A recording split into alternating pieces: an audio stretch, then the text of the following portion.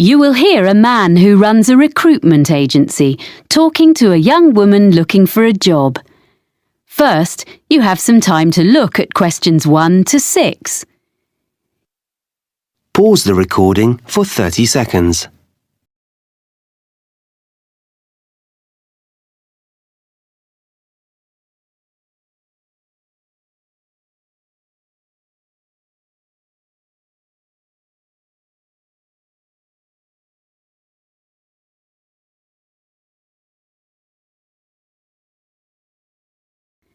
Now we shall begin. You should answer the questions as you listen because you will not hear the recording a second time. Listen carefully and answer questions 1 to 6. Hello, Edwina, is it? Have a seat. Yes, Edwina. Thanks. I'm looking for a job as a nanny. I like working with children. I talked to you yesterday. Oh, yes. Well, we covered most of the ground on the phone yesterday. I've got a form I need to complete for my records. So, you're Edwina Riley, and how should we contact you? By email. I check it regularly. What's the address? It's Edwina, like my name, then R-I, the first 2 letters of my surname, at worldnet.com. EDWINARI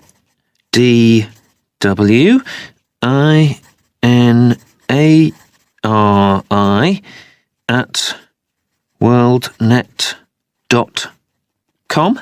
Yes. Good. And you're from Australia? Actually, I'm a New Zealander. Oh, I'm sorry. I bet it's really irritating being told you're an Australian. Like Canadians being asked what part of the States they're from. I'm used to it. It happens to us all the time. And now, you said on the phone that you could bring me some references. One from someone who's known you in a professional capacity and one personal one. Oh, yeah. Here's one from John Keane, who was the manager at the Play Centre in Wellington, where I worked for 3 years after I left school. It's got all his contact details on. Thank you. So, this was your last employer? Yes, apart from a bit of waitressing recently, but that was just temporary. I'm sure John will answer any questions if you contact him. We do run checks, yes. And a personal reference? Oh, you can contact the friend of my mother's I'm staying with here in London, Eileen Dorsini. She's a professor. She's known me all my life because she used to be our neighbour back home when she was a primary school teacher there. Now she's working here at the Institute of Education. Oh, good. I've got her contact details here for you. Thanks. I think I have some jobs to suit you. Oh, do you have any practical qualifications, by the way? Life-saving, music, anything? I've got an up-to-date first aid certificate. I did a course when I was working. That's good. First aid. Anything else? Well, I've got a driving licence, as I told you on the phone, but that's not special, you said. Almost everyone needs that, really. I've got a sailing qualification. It's a certificate of competence. So you're a yachtswoman? I love sailing. Well, I'll note you have a certificate. Before you hear the rest of the conversation, you have some time to look at questions 7 to 10.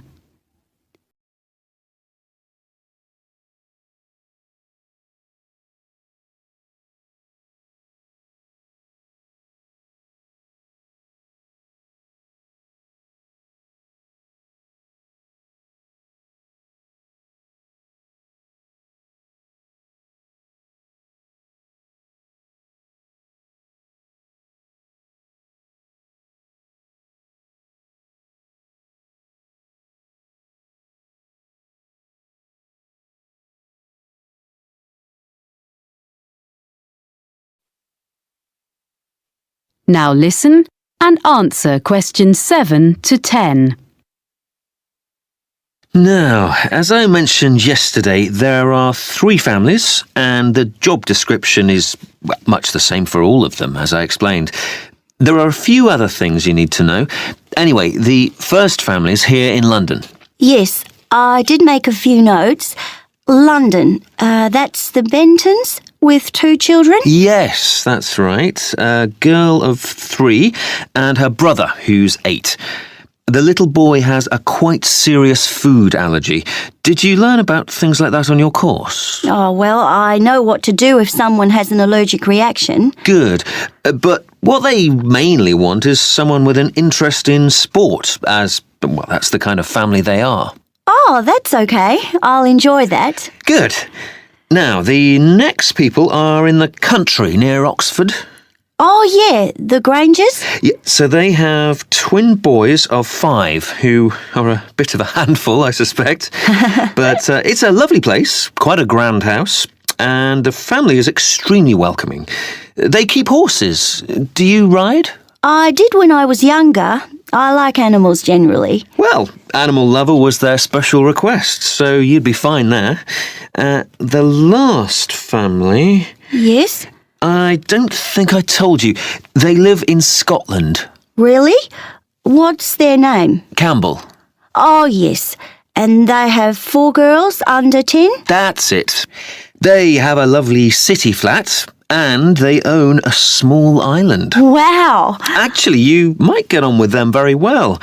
They particularly wanted someone who would be prepared to cook when they go camping on the island.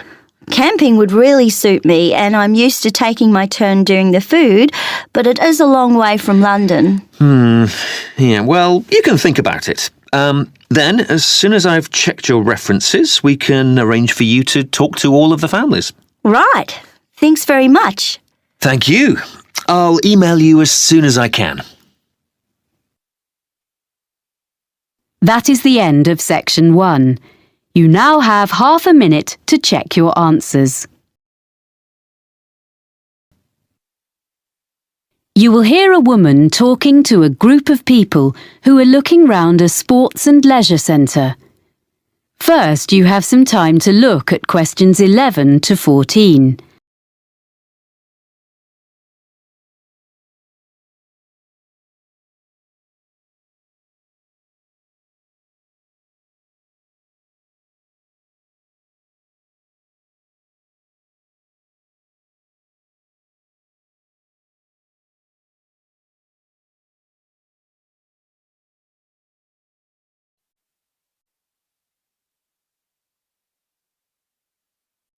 Now listen and answer questions 11 to 14. Ladies and gentlemen, I'm very pleased to be able to welcome you to Cityscope, our lovely modern sports and leisure facility. I've brought you up to the rooftop cafe on top of the stadium so that you can enjoy the view while I explain briefly what we have here and point out to you the major features of the site. Then we'll go round and have a look at ground level. Oh, that'd be interesting. I'm glad. We're extremely proud of this new facility. You see, when the project was first discussed, we expected that a multinational company would give us half our funding and the central government grant would make up most of the rest, with a smaller contribution from local business. Well, we'd got quite far into the planning stage when the multinational pulled out, and both central and local government decided they couldn't afford anything. So, we ended up with a beautiful project, a small amount of sponsorship promised by local organisations, and nothing else. We thought we'd never build it, but at the last moment, we had an amazing donation of several £million from a national transport company, and that got us going again. And we managed to get all the rest from local fundraising. There's hardly a street in the city that hasn't made its contribution one way or another. So there's a true sense of local ownership here. So, this is what we got. We wanted a new stadium because the 1950s football stadium is on the other side of town and is shortly due to be pulled down and built over. This site was the old airport, with some playing fields on one side of it and a few buildings from the 1930s when the airfield first opened. So, we were able to plan a new stadium with plenty of room for all the things people wanted. The playing fields have been upgraded and refenced, so they are now a set of top-quality outdoor pitches for amateur football, hockey and so on. We have both sports and other entertainments here. We want to encourage all kinds of people onto the site and hope some of them may come to use the cinema or the cafe and end up trying the fitness centre. These are all grouped together. The cafe is in the original 1930s passenger hall, and the architects have managed to retain some of the elegant style of the building. The other buildings, like the control tower, which would have made a great feature, and the aircraft hangars, which we had hoped might house the fitness centre, were unfortunately not structurally sound enough to preserve. So, everything else is newly built, opened in 2010.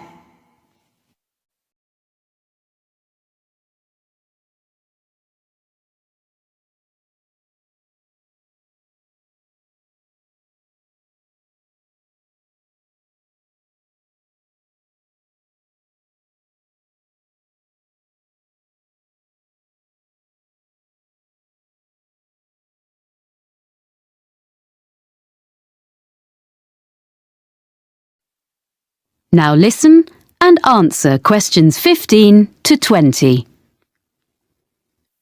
Right, now if you'd like to gather a little closer to the window, I'll point out the various buildings. Very nice. We're at the highest point of the stadium here in the rooftop cafe, on the opposite side to the main entrance doors. On our left, you can see two buildings just beyond the end of the stadium. The closest one is the business centre, used for meetings and conferences and so on, which provides a good source of revenue for the upkeep of the sports facilities. And next to the business centre, the bigger building is the hotel, which is rented from us by an independent company. As you see, they are served by the perimeter road, which runs round 3/4 of the site. Now, coming round to the front of the building, immediately in front of the entrance, that circular open space at the end of the road is the transport hub. From here, there are buses and a monorail link to the free car park, about 10 minutes from here, but you can't see that. There's also a large secure cycle park. Oh, and disabled parking, of course. People find it's very convenient and it keeps the site virtually car-free. Okay, now if you look as far as you can over to the right, beyond the buildings, you can see our outdoor pitches, which I mentioned earlier. Between the pitches and the entrance is a little kind of pedestrian plaza. Are you with me? Okay, with the cinema in the building furthest away from us, next to the pitches.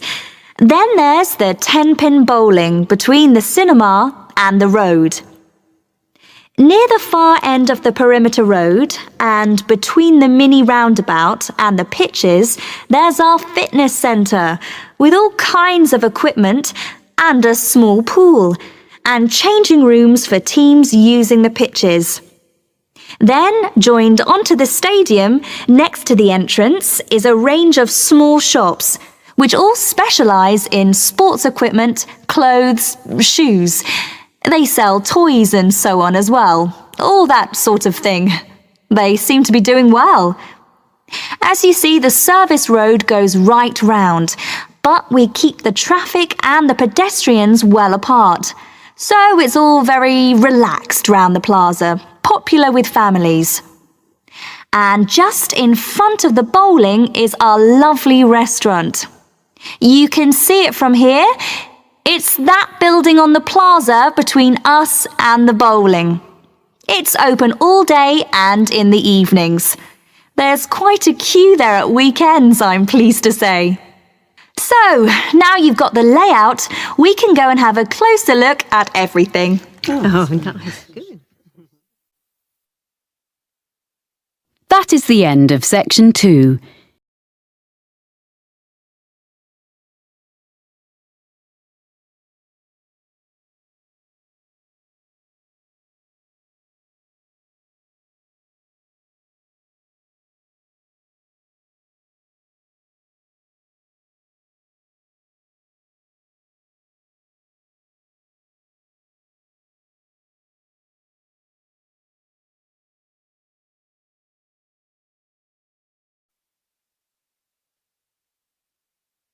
Now listen carefully and answer questions 21 to 25. Oh, hi, Ivan. Oh, hi, Chloe. I'm glad I bumped into you because I've been looking at this prospectus about courses at the university. I'm thinking of doing a business studies degree. Isn't that what you're doing? Yes, I'm about to start my 3rd year. I think you'd enjoy it. Is there something on the course that you're not sure about? Well, you know I've been working for a publisher for the last 4 years as a production assistant. That will be really valuable experience because a lot of people go to university straight from school and don't have that kind of background. Yeah, I know. And I'm used to dealing with figures and percentages and things, but it's been a while since I've sat down and put my ideas into an essay. I was never that good at it, and I'm not sure I can do it now. But you did okay at school, so I'm sure you'll soon get into it again. I was worried about different things when I started, like if I'd be able to use all the computer programs.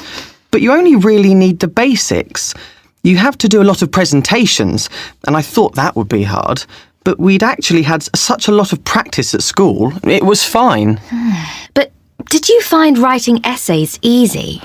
It was okay, but I was hopeless at getting them in by the deadline. And I was always late for lectures, so I had to work hard at that, and I tend to be early now.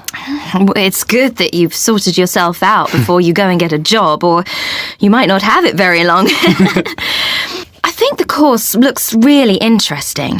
It is. And it also gave me the chance to spend 6 months working in a local business last year. That's not so important for me, unless I could go abroad to use my foreign languages. But that doesn't seem to be on offer, which is a shame. What really appeals to me, though, is the idea of being assessed throughout the year. I think that's a much more productive way of learning, instead of everything being decided in an exam at the end. It's good for people like you who are hardworking all year round. You'll be spending all your time in the library. They've just expanded it too. That's good. Well, yes and no. They've made the study area bigger, but it means they've taken some of the magazines and periodicals away. So I think it was better as it was. The university is expanding all the time, and there are lots of new courses coming next year. Well, that's great news, isn't it? It means the college will have a better reputation, as more people will hear about it. So that's good for us. I agree, but they really need to add more lecture rooms, as we often have lectures in tiny rooms. Well, you obviously think overall it's a good place to do a degree. I should probably go and have a look round. Well, it's holidays now, and there's not much going on there. Oh, so it's probably not worth going in now. But you could email my tutor. I know he'd be happy to answer any questions. I can give you his email address. I looked at quite a lot of other universities and read loads of prospectuses, but I thought this one was the best.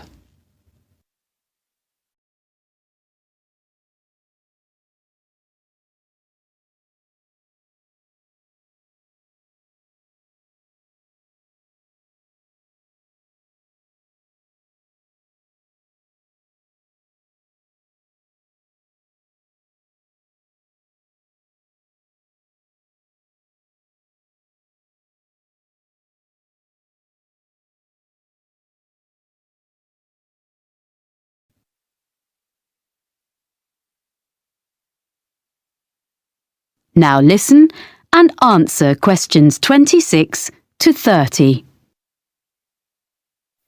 I was a bit unsure about all the different subjects you can choose on this course. Well, I can tell you a bit about them. There are some subjects you have to do and some that you can choose. The most interesting course I've done is public relations. From what I've read, it doesn't look very demanding. Some of it is really just common sense. But it will be really useful if you want to go into marketing or advertising. That's true. But I need to find out a bit more about it first before I decide if it will really help me.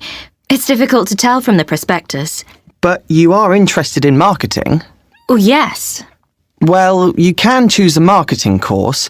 I wasn't very impressed with that course, actually. The tutor didn't make it very interesting. It's good to put on your CV that you've done a marketing course, though. So that would be a definite for me, and maybe I'd get a different tutor. What other courses did you choose? I'm doing taxation as I was thinking of training to be an accountant, but I'm not sure now. Oh, that will be a good option for me, because I enjoy working with figures. Although I don't want to be an accountant, it'll be good to have an understanding of taxation, especially if I ever run my own business. Then there's the most popular course, which is human resources, and a lot of people seem to get jobs in that field. My friend works in human resources, and she's really good at it. But I don't think I've got the right personality, so I'd give that one a miss. I'm more interested in how businesses actually work, the structure. That's a compulsory course, the structure of business. Oh. But you might find information systems helpful. Is that kind of computer programs? Some of it is, but also databases, project management, and other things. This sounds useful, but I'll have to look at some of the other possibilities first. You know, Ivan, this course sounds as though it would suit me. I'm going to apply. Great. If there's anything else you want to ask me, you've got my number. Thanks. That is the end of section 3.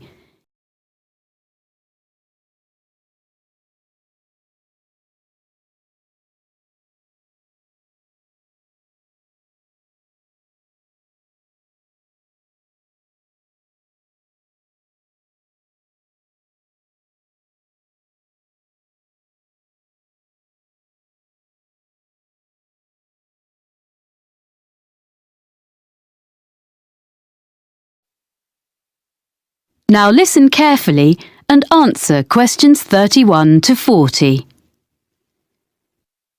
I work for the National Weather Service, and as part of your course on weather patterns, I've been asked to talk to you about how we predict the weather.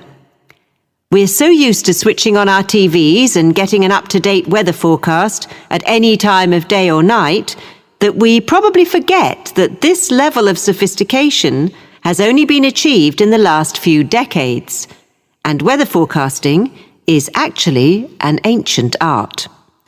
So I want to start by looking back into history. The earliest weather forecasts appeared in the 1500s in almanacs, which were lists of information produced every year. Their predictions relied heavily on making links between the weather and where the planets were in the sky on certain days. In addition, predictions were often based on information, like if the fourth night after a new moon was clear, good weather was expected to follow. But once basic weather instruments were invented, things slowly started to change. In the mid-15th century, a man called Nicholas Kuser, a German mathematician, designed a hygrometer which told people how much humidity there was in the air. To do this, Kuser put some sheep's wool on a set of scales and then monitored the change in the wool's weight according to the air conditions. A piece of equipment we all know and use is the thermometer. Changes in temperature couldn't really be measured until the Italian Galileo Galilei invented his thermometer in 1593. It wasn't like a modern-day thermometer because it had water inside it instead of mercury. In fact, it wasn't until 1714 that Gabriel Fahrenheit invented the first mercury thermometer. In 1643, another Italian, called Evangelista Torricelli, invented the first barometer, which measured atmospheric pressure. This was another big step forward in more accurate weather predicting.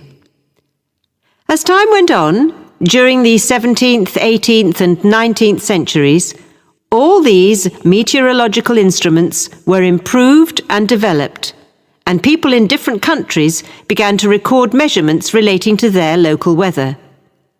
However, in those days it was very difficult to send records from one part of the world to another, so it wasn't possible for them to share their information until the electric telegraph became more widespread.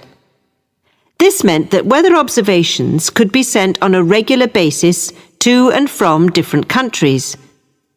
By the 1860s, therefore, weather forecasts were becoming more common and accurate because they were based on observations taken at the same time over a wide area. In 1863, France started publishing weather maps each day. This hadn't been done before, and other nations soon followed. So that was the start of national weather forecasting. And I'll now tell you how we at the National Weather Centre get the information we need to produce a forecast.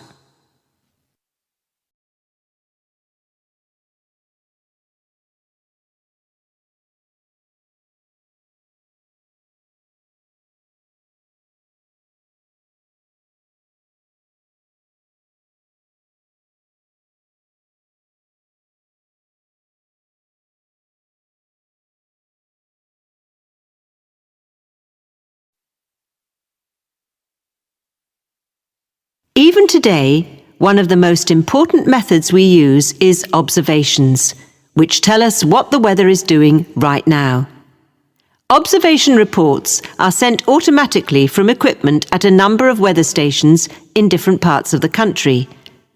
They are nearly all based at airports, although a few are in urban centres. The equipment senses temperature, humidity, pressure, and wind speed direction. Meteorologists also rely really heavily on satellites, which send images to our computer screens. What we see on our screens is bright colours. Orange represents dry air, and bright blue shows moisture levels in the atmosphere. The satellites are located 22,000 miles above the surface of the Earth, and it's amazing that despite that distance, it's possible for us to make out an individual cloud and follow it as it moves across the landscape. In addition to collecting data from the ground, we need to know what's happening in the upper levels of the atmosphere. So a couple of times a day, from many sites across the country, we send radio sondes into the air. A radio sonde is a box containing a package of equipment, and it hangs from a balloon which is filled with gas. Data is transmitted back to the weather station. Finally, radar. This was first used over 150 years ago and still is. New advances are being made all the time, and it is one method for detecting and monitoring the progress of hurricanes. Crucial information is shown by different colours representing speed and direction. Radar is also used by aircraft, of course. All this information from different sources is put into computer models, which are like massive computer programs. Sometimes they all give us the same story, and sometimes we have to use our own experience to decide which is showing the most accurate forecast, which we then pass on to you. So, I hope next time you watch the weather forecast, you'll think about how we meteorologists spend our time. And maybe I've persuaded some of you to study meteorology in more depth. That is the end of section 4.